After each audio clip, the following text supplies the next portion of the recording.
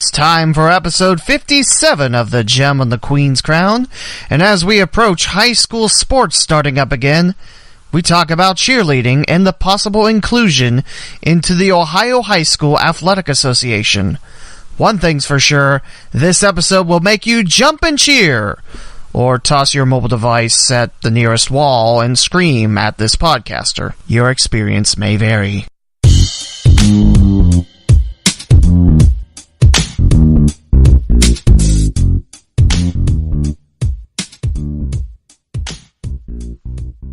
Welcome to the Gem on the Queen's Crown, the local Sunday sports podcast.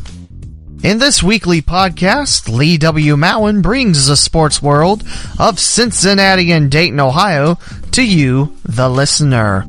Visit theleewmowen.com, spelled THELEEWMOWEN, to subscribe on your favorite podcast platform and the links to follow along on social media. Music is provided by freestockmusic.com. And now, for the latest edition on everything Cincinnati and Dayton, Ohio sports, here's Lee W. Mowen.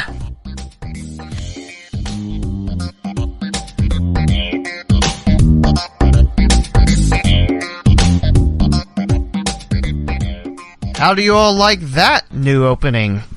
Yes, today, when I'm recording this, which is August 15th, in case you needed to know, I was on an opening and closing kick for the Gem City Sports Network. I made several openings and a closing for the upcoming fall 2018 broadcasts on GCSN.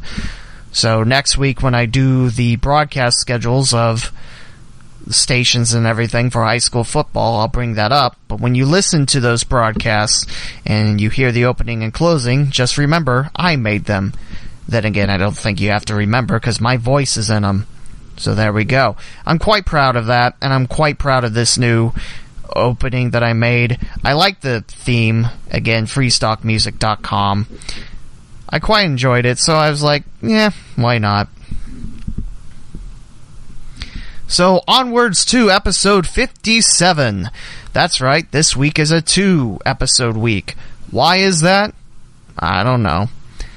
But this is talking about making competitive cheerleading a sanctioned sport in the Ohio High School Athletic Association.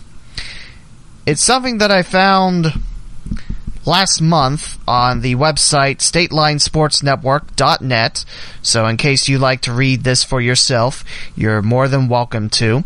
There's no author listed on here unless I'm not looking at the right place, so I can't properly credit who wrote it, so I'm sorry about that, but you can go read it there. I'm not going to read through the entire article. I'll bring up some of the points that I found were important. I will say there is a tweet on top of the article talking about the Kenton Wildcats, Kenton High School. The KHS Wildcat cheerleaders attended the Universal Cheerleaders Association camp at BGSU. The team, along with surrounding Ohio cheerleading teams, competed camp-wide for numerous awards. KHS Cheer went home with first place in their rally routine. Hashtag Wildcat Pride. Paul Prince of Wildcat, I guess, and trophy icon. There's that emoji.